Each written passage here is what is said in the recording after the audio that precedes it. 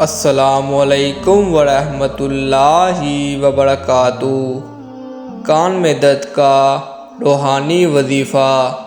ویسے تو ہر قسم کا درد کافی تکلیف کا باعث بنتا ہے، لیکن کان اور دانت کے درد کا شمار ان درد میں ہوتا ہے جو کہ انسان کو تڑپا کر رکھ دیتے ہیں۔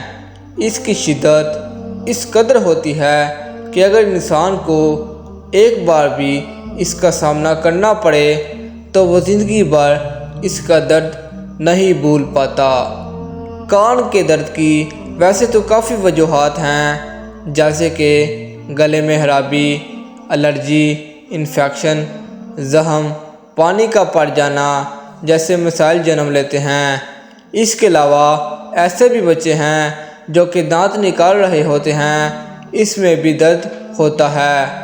ان سب وجوہات کی بنا پر ہونے والے درد سے چھٹکارا حاصل کرنے کے لیے ہمارے پاس اس کا بہترین وظیفہ ہے جو کہ درد سے افاقہ دلوانے میں مدد کر سکتا ہے۔ اس عمل کے لیے خالص سرسوں کا تیل ہلکا گرم کر کے اس پر اول آخر درود پاک پڑھ کر درمیان میں سورۃ فلق پڑھ کر دم کریں اور متاثرہ کان میں چند قطرے ڈالیں۔